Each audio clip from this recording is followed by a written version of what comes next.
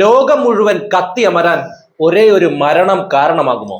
എന്നാൽ അങ്ങനെയൊന്ന് സംഭവിച്ചു. ഒരു 19 വയസ്സുള്ള പയ്യൻ അയൽ രാജ്യത്തുള്ള രാജകുമാരൻ നേരെ ഉതിർത്ത 2 വെടിയുണ്ടകൾ 4 വർഷം കൊണ്ട് 2 കോടി മനുഷ്യരുടെ ജീവനെടുക്കുമെന്ന് അന്ന് ആരും സ്വപ്നത്തിൽ പോലും കരുതിയില്ല. നൂറ്റാണ്ടുകളായി ലോകം ഭരിച്ചിരുന്ന വമ്പൻ സാമ്രാജ്യങ്ങളെ വെറും 4 വർഷം കൊണ്ട് കടപുഴക്കിയ നമ്മൾ ഇന്ന് കാണുന്ന ആധുനിക ലോകത്തിന്റെ ഭൂപടം ചോര കൊണ്ട് വരച്ചു വെച്ച ആ മഹാദുരന്തത്തിന്റെ കഥയാണിത്. ചരിത്ര പുസ്തകങ്ങൾ ഇതിനെ 1-ാം ലോക മഹായുദ്ധം എന്ന് വിളിക്കുന്നു. തോക്കുകളും യുദ്ധ ടാങ്കുകളും മാത്രമല്ല, ആകാശത്ത് നിന്ന് മരണദൂതുമായി പറന്ന വിമാനങ്ങളും ശ്വസിച്ചാൽ ശ്വാസകോശം തകരുന്ന മാരകമായ വിഷവാതങ്ങളും മനുഷ്യനാദ്യമായി പരീക്ഷിച്ചു നോക്കിയ ആ കറുത്ത നാളുകളിൽ യഥാർത്ഥത്തിൽ എന്താണ് സംഭവിച്ചത്? വെറും ഒരു കൊലപാതകത്തിൽ തുടങ്ങി ലോകം മുഴുവൻ പടർന്ന ആ യുദ്ധത്തിന്റെ ഞെട്ടിക്കുന്ന ചരിത്രത്തിലേക്ക് നമുക്കൊന്ന് ഇറങ്ങിച്ചെല്ലാം. ഇന്ന് നമ്മൾ ജീവിക്കുന്ന ആധുനിക ലോകത്തിന്റെ ഭൂപടവും അന്താരാഷ്ട്ര രാഷ്ട്രീയത്തിന്റെ അടിസ്ഥാന ഘടനയും മഹാശക്തികളുടെ ഉയർച്ചയും പതനവും മനസ്സിലാക്കണമെങ്കിൽ 100 വർഷത്തിലേറെ മുമ്പ് നടന്ന ഒരു മഹാദുരന്തത്തിലേക്ക് തിരിഞ്ഞു നോക്കേണ്ടി വരും. 1914 മുതൽ 1918 വരെ നീണ്ടുനിന്ന 1-ാം ലോക മഹായുദ്ധം മനുഷ്യ ചരിത്രത്തിലെ ഏറ്റവും നിർണായകമായ സംഭവങ്ങളിൽ ഒന്നാണ്. 4 വർഷം മാത്രം നീണ്ടുനിന്ന ഈ യുദ്ധം കോടിക്കണക്കിന് മനുഷ്യരുടെ ജീവനെടുത്തു. നൂറ്റാണ്ടുകളായി നിലനിന്നിരുന്ന സാമ്രാജ്യങ്ങളെ തകർത്തു. പുതിയ രാജ്യങ്ങളുടെ ജനനത്തിന് കാരണമായി. ലോകശക്തികളുടെ ക്രമം തന്നെ മാറ്റിമറിച്ചു. എന്നാൽ ഒരു യൂറോപ്യൻ രാജകുമാരന്റെ കൊലപാതകം എങ്ങനെയാണ് ലോകമെമ്പാടുമുള്ള രാജ്യങ്ങളെ യുദ്ധത്തിലേക്ക് വലിച്ചിഴച്ചത്? ആ ചോദ്യത്തിനുള്ള ഉത്തരമാണ് 1-ാം ലോക മഹായുദ്ധത്തിന്റെ ചരിത്രം. 20-ാം നൂറ്റാണ്ടിന്റെ തുടക്കത്തിൽ യൂറോപ്പ് ലോകത്തിന്റെ രാഷ്ട്രീയ, സാമ്പത്തിക, സൈനിക കേന്ദ്രമായിരുന്നു. ബ്രിട്ടൻ ലോകത്തിന്റെ ഏറ്റവും വലിയ സാമ്രാജ്യമായി നിലകൊണ്ടപ്പോൾ ഫ്രാൻസ് ശക്തമായ കോളനി ശക്തിയായിരുന്നു. അതേസമയം ജർമ്മനി അതിവേഗം വളരുന്ന വ്യവസായ രാഷ്ട്രമായും റഷ്യ വലിയ ഭൂവിസ്തൃതിയുള്ള ശക്തിയായും ഉയർന്നു. പുറമേ നോക്കുമ്പോൾ യൂറോപ്പിൽ സമാധാനമുണ്ടെന്ന് തോന്നിയിരുന്നെങ്കിലും രാജ്യങ്ങൾ തമ്മിലുള്ള അവിശ്വാസവും മത്സരവും അതിന്റെ അടിയിൽ പുകയുകയായിരുന്നു. ചരിത്രകാരന്മാർ ഈ യുദ്ധത്തിന്റെ പ്രധാന കാരണങ്ങളെ MAIN മെയിൻ എന്ന ചുരുക്കപ്പേരിൽ വിവരിക്കുന്നു. മിലിറ്ററിസം അഥവാ സൈനികവൽക്കരണം, അലയൻസസ് അഥവാ സഖ്യങ്ങൾ, ഇംപീരിയലിസം അഥവാ സാമ്രാജ്യത്വം, നാഷണലിസം അഥവാ തീവ്ര ദേശീയത എന്നിവയായിരുന്നു അവ. സൈനികവൽക്കരണത്തിന്റെ ഭാഗമായി യൂറോപ്പിലെ രാജ്യങ്ങൾ അവരുടെ സൈനിക ശക്തി നിരന്തരം വർദ്ധിപ്പിച്ചു.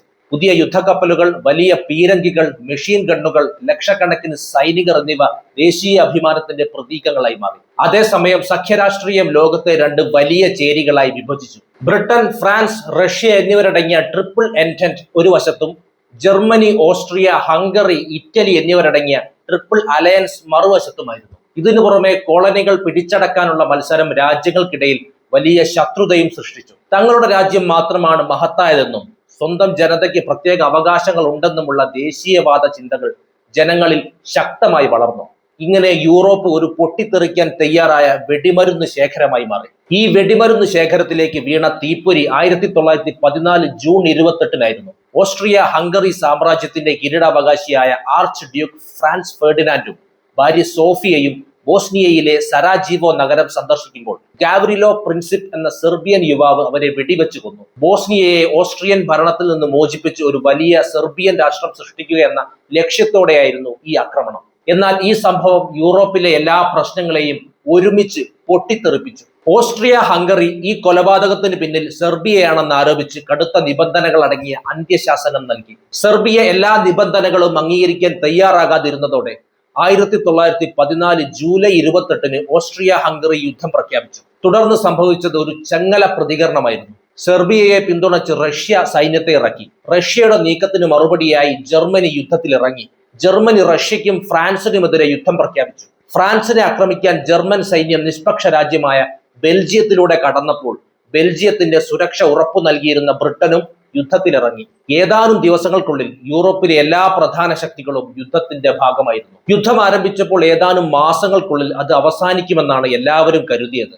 എന്നാൽ യാഥാർത്ഥ്യം തികച്ചും വ്യത്യസ്തമായിരുന്നു. ജർമ്മനി ഫ്രാൻസിനെ വേഗത്തിൽ കീഴടക്കാനുള്ള പദ്ധതി പരാജയപ്പെട്ടതോടെ യുദ്ധം കിടങ്ങ് യുദ്ധമായി മാറി. ആയിരക്കണക്കിന് കിലോമീറ്ററുകളിലായി ഭൂമിക്കടിയിൽ കിടങ്ങുകൾ നിർമ്മിക്കപ്പെട്ടു. സൈനികർ മാസങ്ങളോളം അവയിൽ താമസിച്ച് യുദ്ധം ചെയ്തു. ചെളി, എലികൾ, രോഗങ്ങൾ, വിശപ്പ്, തണുപ്പ്, മരണഭീതി എന്നിവയായിരുന്നു അവരുടെ ദൈനംദിന ജീവിതം. 2 കിടങ്ങുകൾക്കിടയിലുള്ള പ്രദേശം നോ മാൻസ് ലാൻഡ് എന്നറിയപ്പെട്ടു.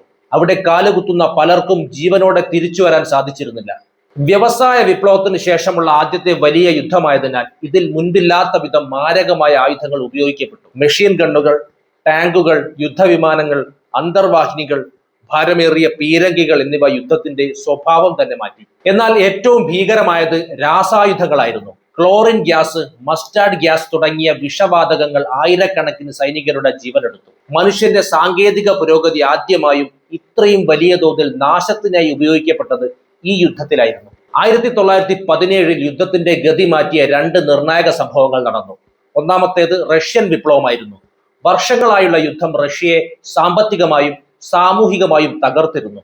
ജനകീയ പ്രതിഷേധങ്ങളും പട്ടിണിയും വ്യാപകമായപ്പോൾ സാർ ഭരണകൂടം തകർന്നു.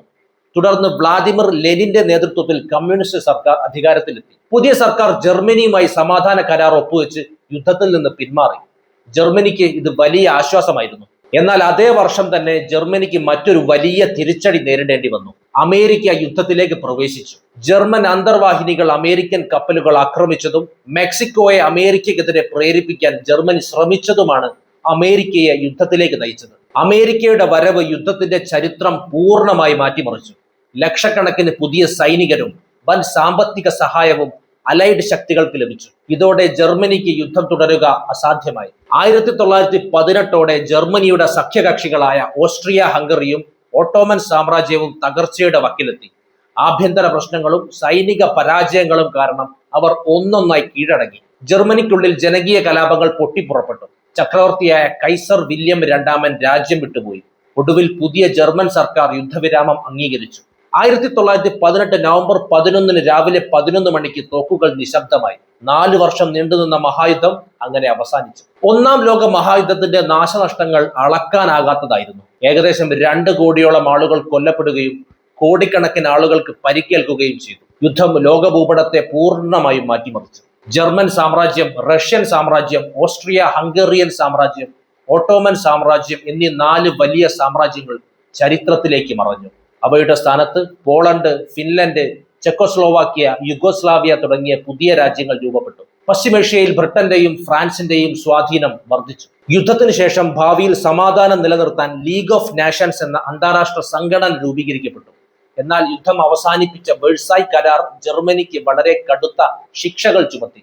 വൻതോതിലുള്ള നഷ്ടപരിഹാരം, പ്രദേശനഷ്ടം, സൈനിക നിയന്ത്രണങ്ങൾ എന്നിവ ജർമ്മൻ ജനതയിൽ കടുത്ത അസന്തുഷ്ടി വളർത്തി. ഈ അസന്തുഷ്ടിയും സാമ്പത്തിക പ്രതിസന്ധിയും പിന്നീട് അഡോൾഫ് ഹിറ്റ്ലറുടെ ഉയർച്ചയ്ക്ക് വഴിയൊരുക്കി. അതുവഴി ലോകം 20 വർഷങ്ങൾക്ക് ശേഷം 2ാം ലോക മഹായുദ്ധത്തിലേക്കും നീങ്ങി. ചുരുക്കത്തിൽ 1ാം ലോക മഹായുദ്ധം ഒരു യുദ്ധം മാത്രമായിരുന്നില്ല.